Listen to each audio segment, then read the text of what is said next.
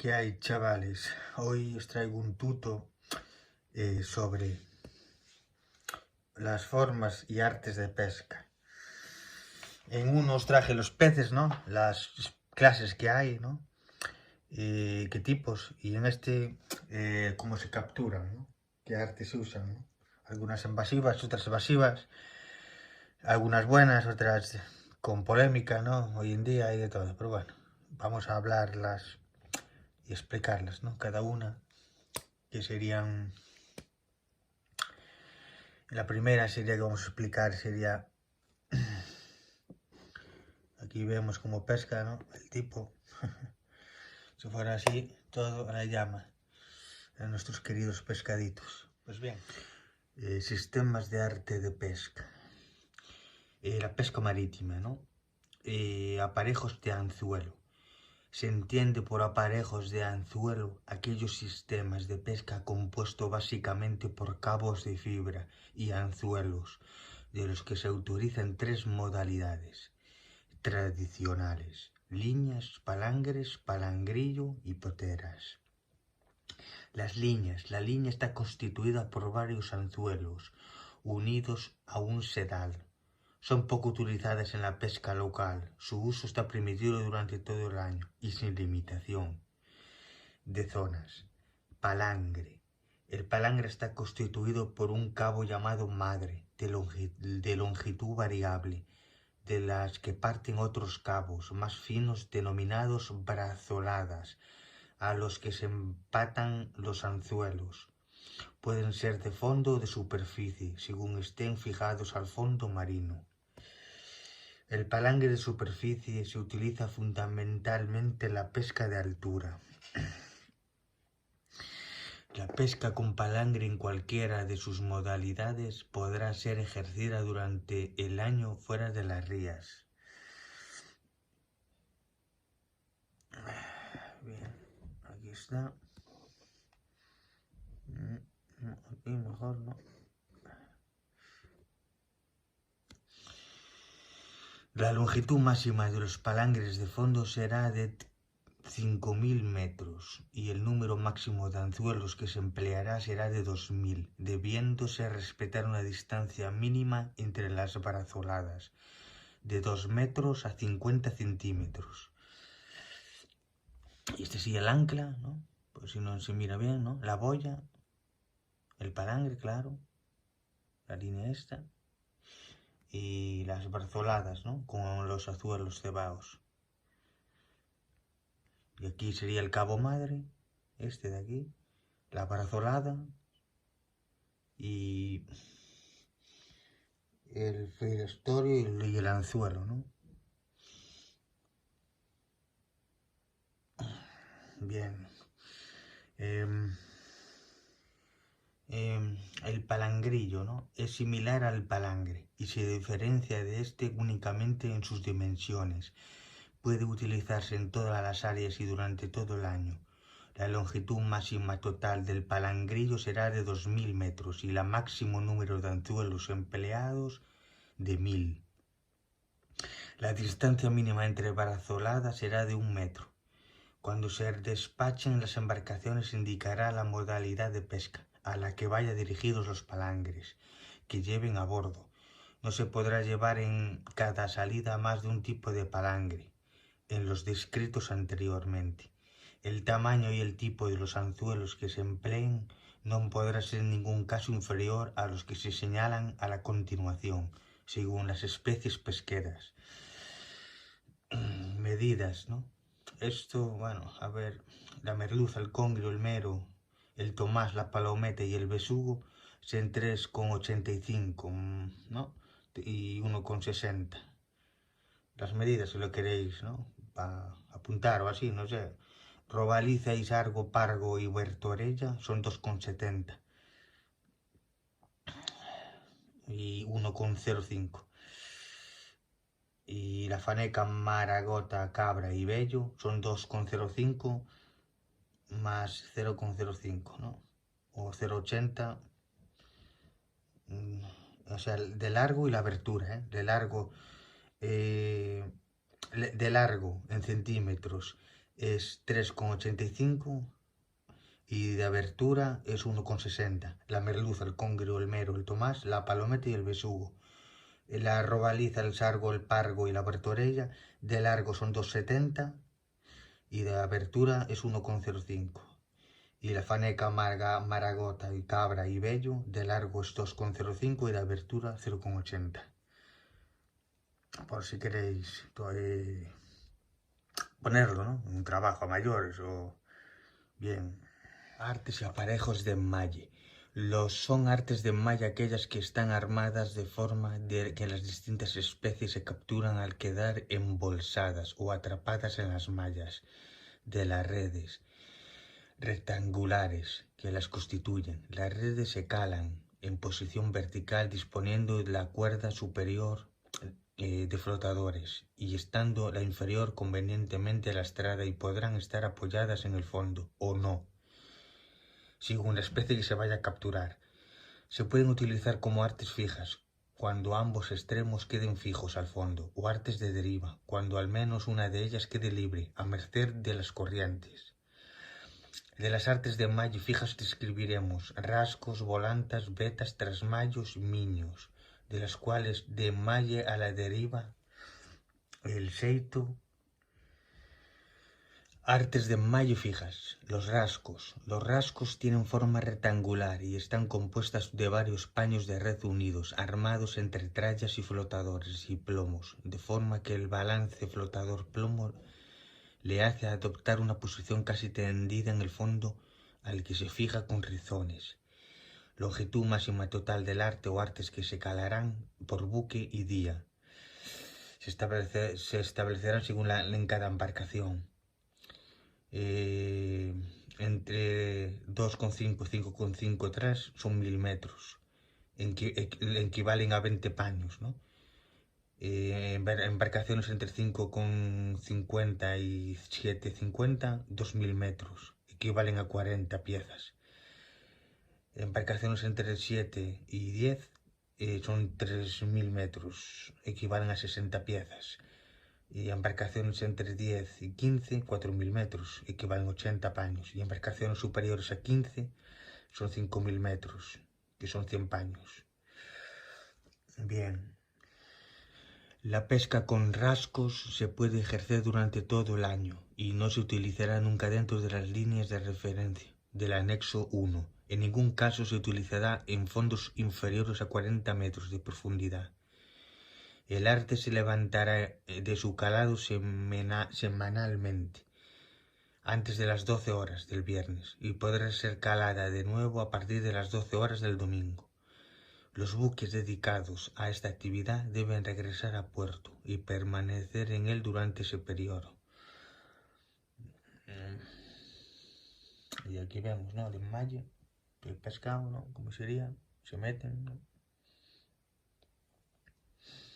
Y quedan engarzados ahí, ¿no? Lo bueno, a ver, hay que recoger poco a poco, porque el pescado como se revuelve y se hace daño a veces y ven todos algunos mazaos, pero bueno, esos son los artes que hay, ¿no? Pues buenas, maniobras de pesca con palangre. Para faenar, ¿no? Utilizando este sistema de pesca, los anzuelos se cebarán usando generalmente sardina. El cebo puede ser fresco o puede llevarse congelado o en hielo. Formas de largar, ¿no? Bien. Palangre pelágico, ¿no? Sería este. Aquí lo vemos, ¿no? Pues bien. Destinado a trabajar a medias alturas y superficies. La línea principal tiene unas boyas que la mantiene a ras del agua para que los brazos nunca lleguen al fondo. Sería esta. Ahora palangre de fondo, que sería este. La línea desciende para que los brazos puedan estar en contacto con el fondo marino. Aunque se usa para especies como el pez espada, también suele hacer capturas accidentales como tortugas o cetáceos, que se devolverán al mar inmediatamente, como tiene que ser. Y este sería las formas del palangre, ¿no? Situados en el caladero y con el palangre a popa del buque, damos una poca máquina avante con el buque a rumbo de playa y arriamos la boya con el rezón. Con la velocidad del buque va saliendo la madre del primer palangre con sus brazaladas y le siguen los otros que van unidos a este hasta llegar a la boya y al rezón del cabecero final. Esta es la estiba de anzuelos de la abrazadera. Esta sería la del tamaño normal y esta la B, la de gran longitud, ¿no? Bien, y aquí como vemos el virado, ¿no? Se coge la boya con el bichero y se mete a bordo, pasando el palangre por el alador mecánico, que lo irá virando poco a poco ayudando por la máquina, siempre encima del palangre para que no haya mucha resistencia. Hay otro sistema más automatizado que sirve para cebar los anzuelos. También para virar existe una guía, que es la que se vira y el palangre se va metiendo en banda, por un costado. El pescado se desengancha automáticamente y los marineros solo tienen que aclarar los anzuelos. No es conveniente retrasar demasiado el momento de levantar el palangre para evitar que el pescado llegue a bordo en malas condiciones por haber luchado durante mucho tiempo para liberarse del anzuelo. Una vez que los capturas están a bordo, si no han muerto al levantar el palangre, es conveniente aturdirlas para que no se golpeen sobre la cubierta. Y los números, este es el 1, como vemos aquí, sería el guía, ¿no? El rolín, el guía. El 2 sería el desenganchador de anzuelos. El 3, que sería este, sería la cofa o el cesto para la estiba del palangre. Y nada, chavales, arte de enmalle vendría ahora. Bien. Maniobra de pesca con artes de enmalle. Este tipo de artes se largan y fondean en la arena o entre las piedras y se señalizan con boyas o bureales. Se dejan fondeadas, alargadas durante un tiempo que depende de la especie objeto de la pesca. Largado del artes de enmalle. Todas las artes de enmalle logran su mayor efectividad cuando se largan, atravesadas al rumbo que se supone que lleva el cardumen. Se tendrá en cuenta la dirección e intensidad de la corriente y el viento. La red estará clara a popa, lista para alargar, y el calón del primer cabecero estará listo sobre el rodillo de popa. Una vez detectado el cardumen y el rumbo de playa, con la corriente a favor a muy poca máquina avante, se larga por popa el rezón del cabecero en su baliza. Con su baliza cada una, ¿no? La red irá saliendo de forma continua y cuando falte poco para terminar de largar se para la máquina. Una vez hecha esta operación se larga el segundo cabecero con su rezón o piedra, si la tiene, claro. Bien, el virado. Proa a la corriente para que ésta empuje el arte hacia el buque. Se acerca el barco a la baliza del cabecero y se mete a bordo este con la ayuda de un bichero. Cuando la guía está a bordo, se para el muñón de la maquinilla y se va virando hasta que llegue el calón a la regala metiéndolo a bordo y se va izando la red y desmayando el pescado del arte. Otra forma de trabajar con artes de enmalle es el balo o embalo, que consiste en largar el aparejo en circunferencia una vez detectado el banco de peces. Una vez rodeado este, se hace el ruido con la ayuda de un remo, un pándulo, y después se levanta el aparejo y se desmaya. Bien, ahora vendría el arte de pesca del cerco. Bien. Maniobra del cerco. En este sistema de pesca no se puede largar sin haber detectado antes la presencia de un cardumen. Detectado el cardumen, se cerca, cortándole la trayectoria de desplazamiento. Si se observa que no está estático, maniobrando de tal manera que finalizado el cerco, la red quede por barlovento del barco, del buque. La parte inferior de la red dispone de una jarreta que cierra, realizándose al mismo tiempo que se alan los calones de la red, y al llegar a bordo el conjunto de anillas de cierre arrastrada por la jarreta, el pescado queda embolsado por el seno formado por los paños de la red. La figura número 1 muestra el calón de proa, ¿no?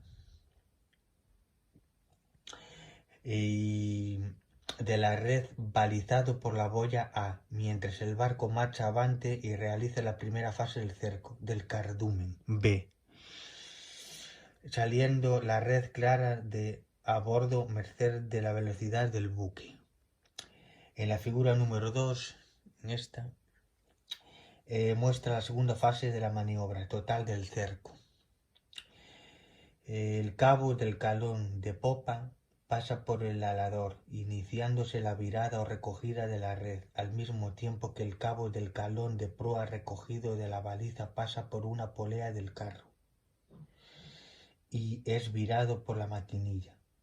Simultáneamente los dos chicotes de la jarreta de cierre se viran sobre los muñones de la maquinilla, pasando por las poleas del carro como guía y realizando el cierre y por consiguiente el embolsamiento de la red, ¿no? El cierre, vamos.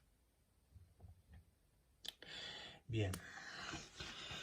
Para atenuar inconveniente, algunos pescadores, especialmente aquellos que utilizan redes de poca altura o poco lastre, suelen arriar al templar el cabo de la jarreta y a través de la misma unos pesos compuestos por cadenas o un pequeño bloque de cemento anillado con un peso de 25 a 30 kilos.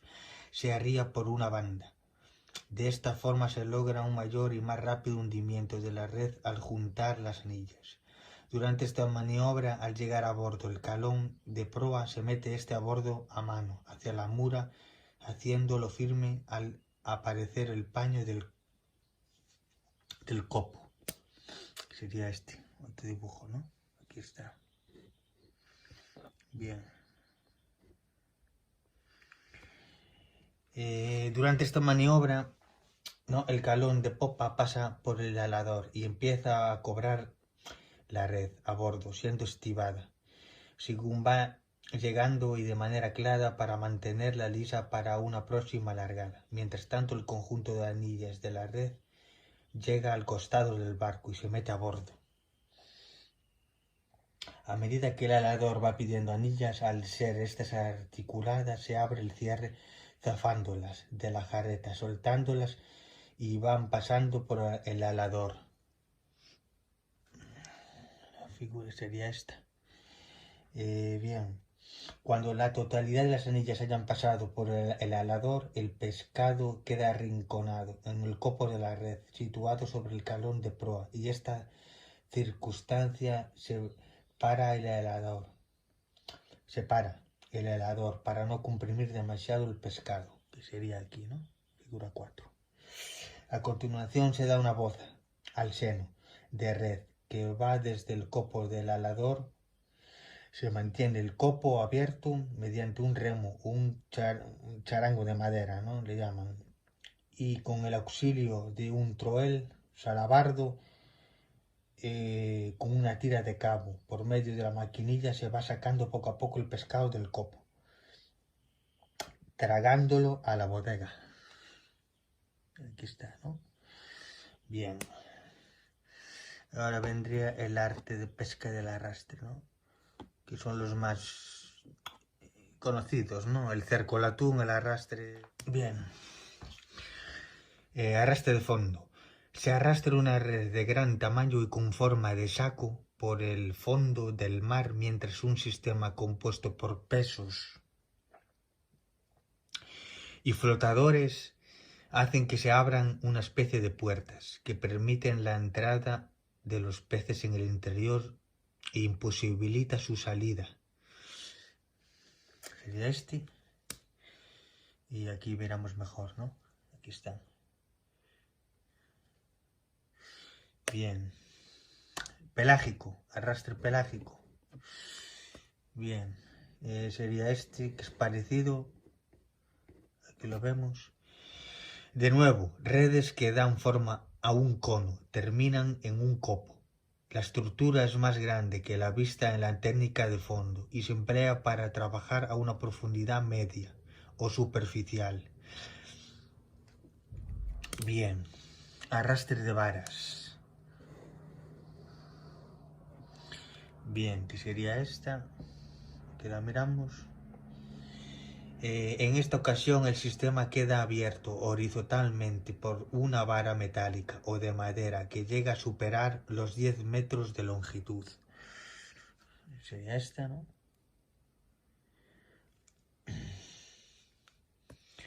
Y ahora vendría el arte de pesca de draga, que sería este de aquí, que es muy similar.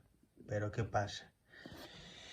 Este arte es similar al arrastre de vara. La draga consiste en un marco de acero, sería este, resistente, triangular, como miramos, triangular,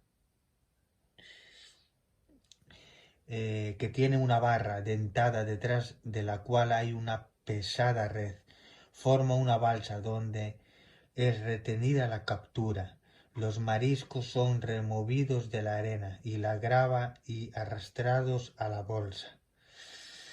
Este sistema se utiliza para la pesca de fondo. Consiste en un marco de acero de forma rectangular. El arte de pesca de dragas.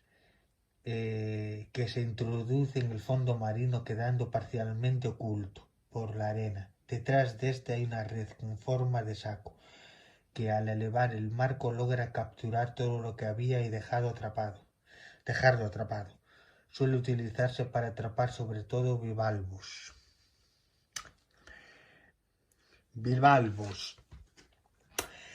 Es una clase de moluscos marinos de aguas solubles o de agua dulce, ¿no?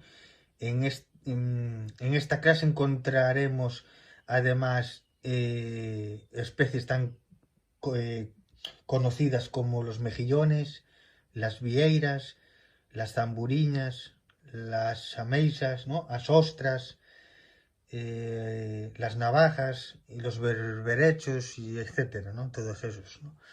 Bien. Arte del trasmayo. Trasmayos, ¿no? Constan de uno o varias piezas constituidas por 3 paños que se arman conjuntamente entre 2 trallas, con los sistemas adecuados para permanecer calado verticalmente. Los paños exteriores eran iguales entre sí, tanto en la dimensión de la malla como en el diámetro del hilo. El paño inferior de malla de menor tamaño podrá ser de mayor dimensión. La malla mínima de los paños exteriores diagonalmente extraída será de 400 milímetros y la del central o inferior será de 70 milímetros.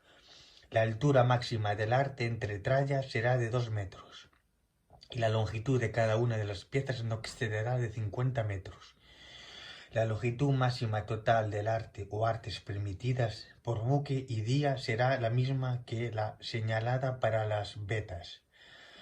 En este arte se podrá faenar durante todo el año. El área de utilización será por fuera de las líneas que señalan el anexo 3 y más de 100 metros de la costa. Bien, serán estas. Arte de fondo, trasmayo. Y aquí vemos cómo sería, ¿no? Bien, profundidad, ¿no? Deep, bueno, a ver, agua profunda, pero vamos a mirar. Aquí está. Bien. Son mallas fijas que se colocan en el fondo marino y cuentan normalmente con varias piezas compuestas por 3 redes diferentes y superpuestas. 2 de estas, las exteriores, suelen tener el mismo tamaño, misma densidad y diámetro del hilo que las constituye, mientras que la central tiene un mallado más pequeño y posee un tamaño más grande en general. Están pensadas para capturar diferentes especies en función del tamaño. Bien. Aquí les miramos, ¿no? Bien, ahora vendrían las volantas. Las volantas, arte de pesca de forma rectangular, compuesta de varios paños de red unidos entre sí, dotada de plomos en la tralla inferior y de flotadores en la superior, para mantenerla en sentido vertical sobre el fondo. La malla no será inferior a 90 milímetros, la altura del arte no podrá ser superior a 10 metros y la longitud máxima total del arte que se calará por buque y día será la misma que para los rascos. Y sería este el dibujo, ¿no? Y entre los números, ¿no? Vamos a señalizar el 1, ¿no? Que sería este. Las balizas sería el 2, que sería este de aquí. Serían las calas. Los 3 serían los flotadores. Que serían estos de aquí, ¿no? Como veis aquí, el 3. Bien, el 4 serían los plomos. Que serían estos de aquí abajo, no sé si miran. El 4. El 5 serían los calones o cabeceiros, que serían estos de aquí, ¿no? El 6 serían las angolas de flotación, que serían estas de aquí, si os fijáis. El 7 serían las piezas, ¿no? Que serían o los paños llamados, estos dentro de aquí, ¿no? Este y este. Todo este. El 8 serían las angolas del plomo, que serían estas de aquí, si os quedáis. Y el 9 serían los rizones de fondeo, que serían estos de aquí, ¿no? Bien. Bien, ahora vendrían las vetas. Están formadas por un solo paño de red rectangular, construido por varios paños que permanece fijo y calado verticalmente por efecto de su armamento entre 2 trallas, la superior con un sistema de flotación y la inferior, lastrada. La malla mínima autorizada no será inferior a 60 milímetros. Cada una de las piezas que componen el arte tendrá una longitud máxima de 50 metros y una altura máxima de 3 metros. La longitud máxima total permitida del arte o artes que se calarán dependerán de las toneladas, ¿no? De la embarcación, y se especificarán según 2 metros de paño y el número de paños y de la embarcación, ¿no? Claro. Podrá faenarse con este arte durante todo el año y el área de calado será por fuera de las líneas de referencia. Será este el paño. Arte trasmayo. Arte de seito. Es un arte de enmalle a la deriva que está constituido por un paño rectangular extendido entre 2 trallas, la superior que consta de un sistema de flotación por boyas que permite un calado de profundidad variable y la inferior que está lastrada por plomos. Debe permanecer unido a la embarcación mediante un cabo de longitud variable quedando el otro extremo libre. La malla diagonalmente extendida no podrá ser inferior a 40 milímetros. La altura del arte, una vez armada, no podrá ser superior a 16 metros. La longitud de cada pieza no superará los 70 metros, con una longitud de 100 metros, con el paño estirado. Sería este. La longitud máxima del arte o artes autorizadas por buque día no podrá exceder en ningún caso de los 1000 metros. La pesca con seito podrá realizarse durante todo el año, dentro o fuera de las rías. El arte deberá ser levantado y llevado a tierra por las embarcaciones que la usen el sábado antes de las 12 horas y estas no podrán salir a calarlas hasta a las 12 horas del lunes, debiendo regresar los buques a puerto y permanecer en él durante ese periodo. Vamos, de 12 a 12. Y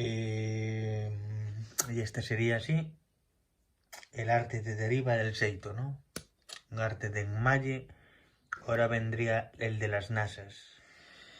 Arte de las nasas, ¿no? Son artes de fondo que están construidas en forma de cestos o jaulas de diversos materiales y recubiertas de red. Están provistas de una o varias aberturas o bocas de extremos lisos, no punzantes, que permiten la entrada de distintas especies al interior del habitáculo que forma el arte, atraídas por el cebo colocado en su interior. Su uso se autoriza dependiendo de las vedas parciales o generales, de las especies hacia las que se dirigen sus capturas, o de las zonas que se establezcan por razones biológicas o de otro tipo. Las nasas se largarán unidas a una tralla llamada madre. El conjunto no superará los 2000 metros de longitud total por embarcación. Las nasas se clasifican según la especie, objeto de pesca hacia la que se dirigen, lo que no excluye que accidentalmente se capturen otras distintas, siempre que sean de tamaño reglamentario y no estén en veda. En el caso contrario deberán devolverse al mar inmediatamente. El número de nasas total por embarcación se determinará según la embarcación, ¿no? El TRR. Según el número de nasas y dependiendo de la embarcación. Las nasas deberán ser levantadas y llevadas a tierra diariamente, una vez cumplido su horario de trabajo.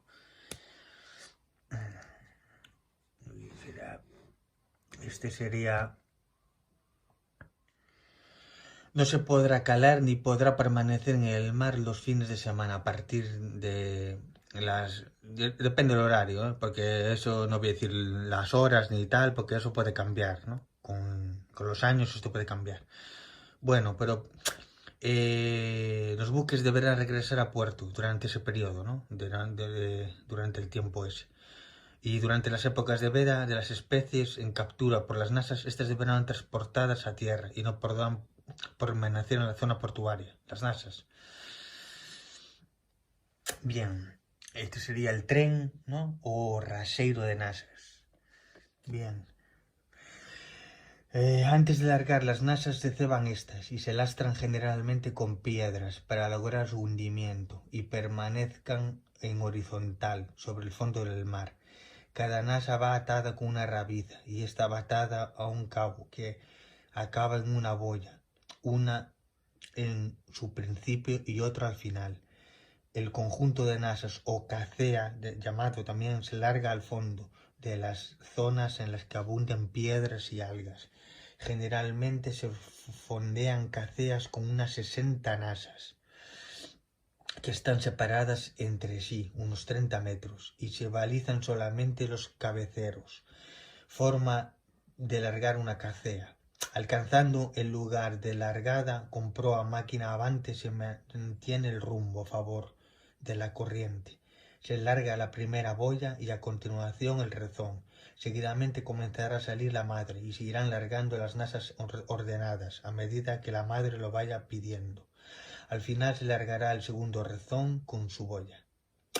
Virado, se coge la boya con el bichero y se mete a bordo, pasando el calamento por la maquinilla y empezando a virar.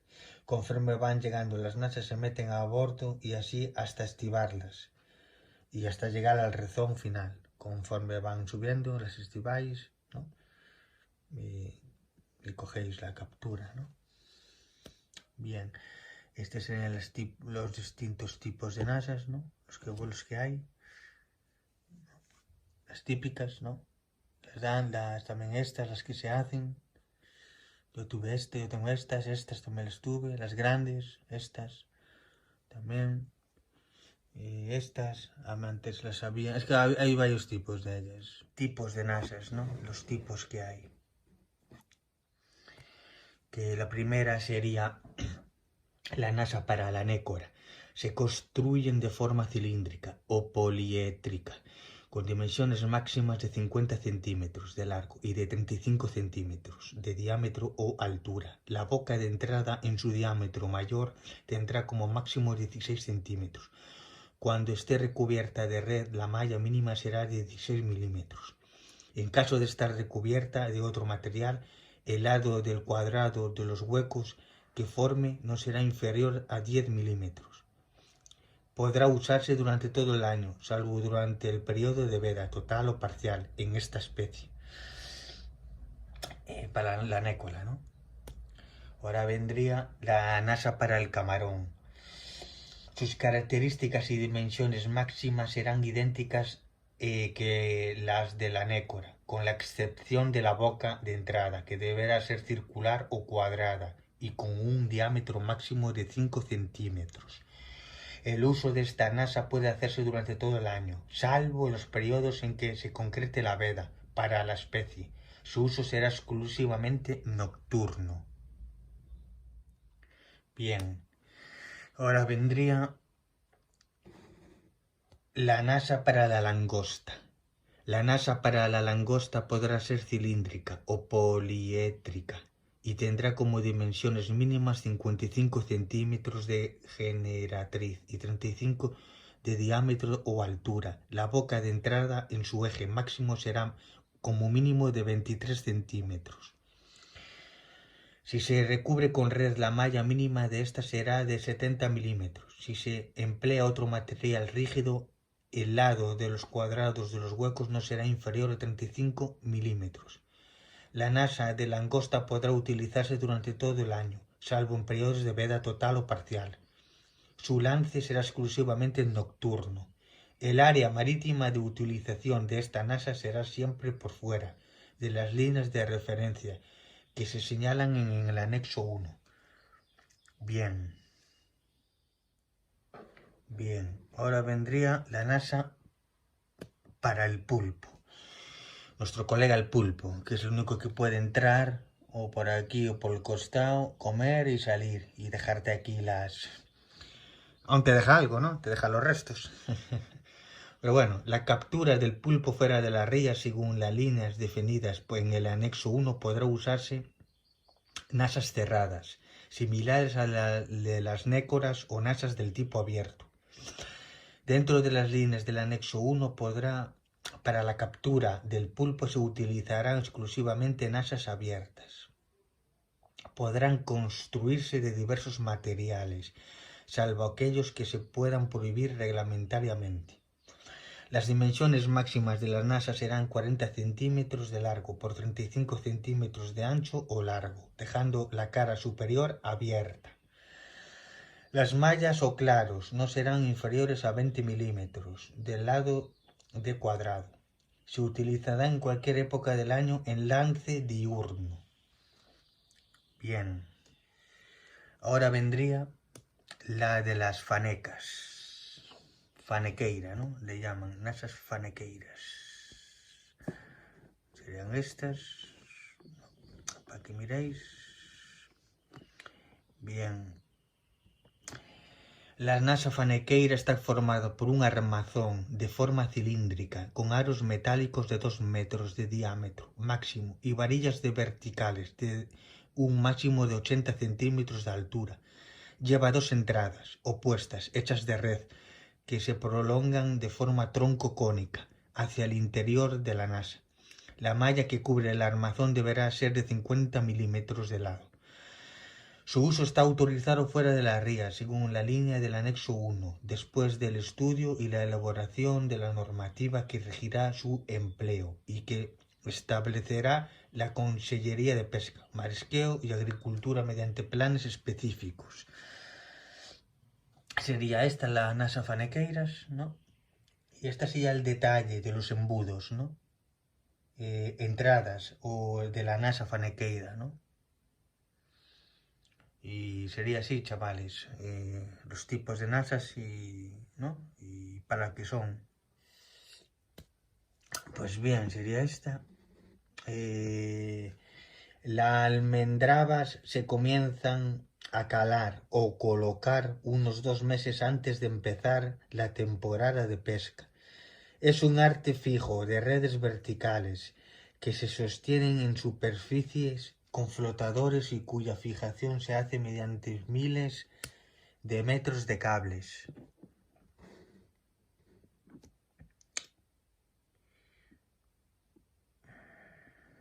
Sería aquí. De acero, engrilletados a unas anclas. Y sería este de aquí, ¿no? Bien. El almendradas. El almendrabas, ¿no? El arte. Ahora vendría el arte del marisqueo, ¿no? Que esto todo el mundo lo conoce, ¿no? Que puede ser el marisqueo. Que puede ser... Es una de las técnicas más manuales que podamos encontrar. Consiste en buscar todo tipo de mariscos, tanto a mano como utilizando herramientas específicas, aprovechando sobre todo la bajamar, para capturar aquellos espécimes que han quedado expuestas por el cambio de marea, por el ciclo, ¿no? Erizos, navajas, almejas, mejillones y muchas otras especies pueden capturarse de esta forma tan artesanal y antigua. Bien. Ahora vendría, aquí lo miramos, ¿no? Con rastrillos también, ¿no? Estos serían para las...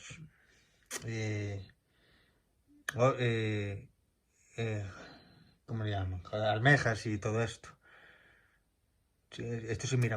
Arte de la pesca en poteras. Vendría las poteras de calamar, ¿no? Que serían estas. Y se utilizan para la pesca del calamar. Están constituidas por plomo, forradas con hilo de colores llamativos y rematadas por una corona de púas en forma de ganchos y sin galla de anzuelo.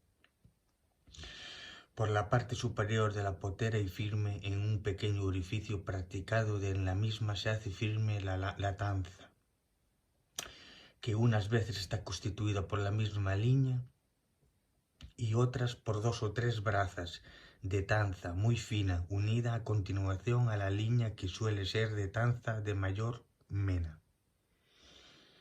Y serían las típicas, ¿no? Todas las que todo el mundo conoce.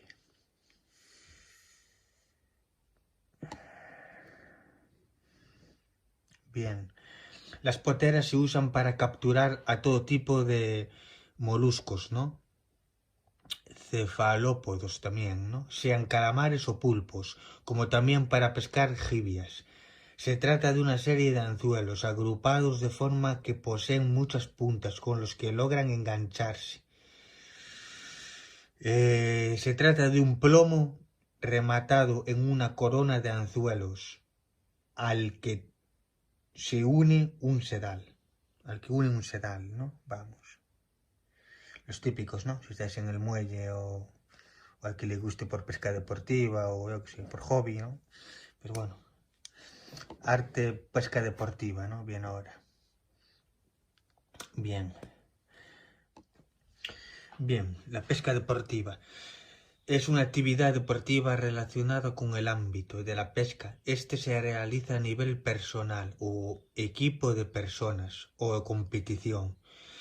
Hay diversas técnicas para realizarla y competencias para donde realizarla, ¿no? Ríos, lagunas, orillas del mar, mar abierto. En la pesca fluvial se pesca la lubina, la dorada, pez tigre, salmón, carpa. En la pesca costera, el mero, la barracuda, el pargo, la caballa, el lenguado. Y en la pesca de altura, la dorado, el pez vela, ¿no? El típico pez espada, es grande y es difícil y hay que estar bastante tiempo. Y el atún, ¿no? De aleta amarilla, que es una clase de varias. Le llaman aleta amarilla porque es amarilla la aleta. Pero hay varias clases de atunes. y sería la deportiva, ¿no? Y nada, ahora vendría métodos para la conservación, ¿no?, del pescado una vez que los pesquemos. Bien, los métodos. Los métodos de conservación permiten mantener las características que tenía el pescado cuando fue capturado hasta el final del tiempo de almacenamiento. El pescado fresco es un alimento fácilmente alterable, que deberá manipularse en todo momento con mucho cuidado para conservar la frescura inicial. El tiempo de conservación se reducirá si no se manipula y almacena adecuadamente. Los métodos más utilizados para conservar el pescado a bordo de un barco de pesca se basan en reducir la temperatura, ya que este factor será el que influye más en el deterioro. En cualquier caso, para obtener el máximo tiempo de conservación, habrá que preparar adecuadamente el pescado. El obtener una calidad óptima tiene gran repercusión en el precio final del producto. Para conseguirla es necesario poner gran esmero en todas las fases de la pesca, comenzando por la forma y duración de los distintos sistemas: arrastre, cerco, trasmayo. Regularmente habrá que revisar todas las superficies para detectar principios de corrosión o grietas que deban ser reparados. Si quedasen restos del lance anterior sobre la cubierta, deben separarse, colocándolos en un lugar aislado para evitar mezclarse con las nuevas redadas antes de virar por segunda vez. Una vez que en la cubierta o parque de pesca queden despejadas, habrá que limpiarlos de nuevo y dejarlos todos preparados para la siguiente ocasión. La red se limpiará para eliminar los lodos o restos de pescado que hayan quedado. Importante del enfriamiento y el uso correcto del hielo. El aumento de la temperatura es uno de los factores determinantes del deterioro. Por lo tanto, es lógico pensar que el uso del frío prolongará la vida del pescado. El método más utilizado en la pesca local para reducir la temperatura es el almacenaje con hielo. El hielo podrá ser agua dulce o salada. El de agua salada dura más tiempo y siempre se fabricará utilizando agua potable o agua de mar limpia. Cuanto mayor sea la superficie de contacto hielo-pescado, más rápido y efectivo será el enfriamiento. Por eso es preferible usar hielo picado o en escamas. El hielo no podrá tener aristas ni esquinas que puedan producir heridas al pescado. En algunos casos se guardan derivados del eviscerado, ¿no?, del pescado. Está aquí, ¿no?, un pescado. Bien. Para su consumo como huevas, etc. Todos ellos deben almacenarse por separado, de pescado fresco. Este es un bacalao, ¿no?, con el abdomen abierto. El sangrado tiene como fin eliminar la sangre y los coágulos que hayan podido quedar después de la evisceración y que puedan provocar una rápida alteración. En muchos casos ni es práctico ni merece la pena sangrar el pescado, independientemente de la evisceración. Sin embargo, en la pesca con anzuelos de pescado blanco de alta calidad, por ejemplo la merluza, es muy ventajosa. Si el pez está aún vivo y la temperatura es baja, es más fácil desangrarlo. En algunos casos, con peces que llevan tiempo muertos o acaban de desovar, la carne puede tomar un tono rojizo. El lavado. Bien. Es inevitable que sobre la superficie de algunos peces quede adherida suciedad procedente de los intestinos, del fondo, etc. Esta suciedad contiene muchos agentes que favorecen el deterioro y por ello debe eliminarse. El lavado se hará con agua limpia y corriente. Un método cómodo y efectivo es utilizar cestos de malla metálica o plástica que se introducen en un tanque o cubeta en el que entra y sale agua continuamente. Antes de almacenar el pescado habrá que escurrirlo bien. El lavado solo debe eliminar la sangre visible, la suciedad de la piel, agallas, cavidad abdominal. Un lavado muy intenso tiene pocas ventajas. Estiva. Después de viscerar y lavar el pescado debe estivarse con hielo. Los métodos de estiva pueden variar, enumeramos los más utilizados. A granel, ¿no? En este caso, el pescado se almacena mezclado con el hielo en depósitos grandes o en cajonadas. Los depósitos grandes se instalan en la bodega y al llenarlos habrá que tener cuidado para no aplastar los peces que queden en las capas inferiores. Las encajonadas se hallan en cubierta y se cubrirán con una abundante capa de hielo, si es posible con una lona húmeda, para evitar que el sol o el viento resequen su superficie. Este sería la estiva a granel en caja.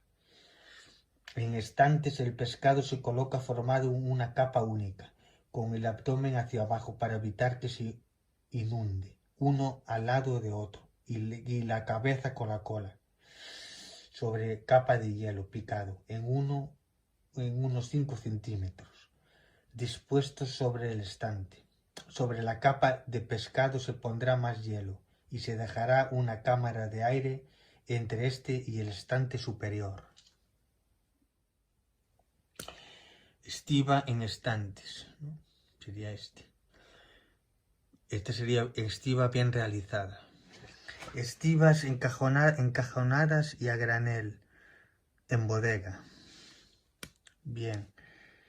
En cajas. Cuando se realiza adecuadamente, una de las mejores formas de estivar el pescado consiste en colocarlo en cajas con hielo. Se puede utilizar muchos tipos de cajas. Las más adecuadas son las de plástico, con esquinas redondeadas, ranuras para drenaje y apilables.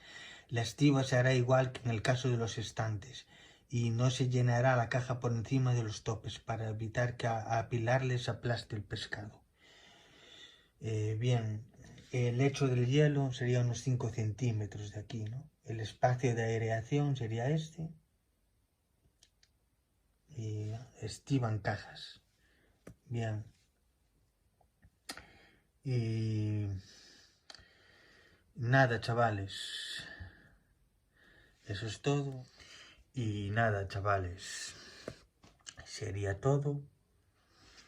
Y nada, este vídeo es bastante extenso. Lo iba a dividir en dos. Pero bueno, es mejor tenerlo en uno y así ya tenéis todas las artes de pesca. No me centré en algunas medidas ni así, solo los puse los anexos en cuáles salen y nada, las artes y variadas que hay. Y así si os piden algún trabajo, cualquier cosa, tenéis todas las artes aquí. Y cómo van, qué tipos hay y cómo se usan, ¿no?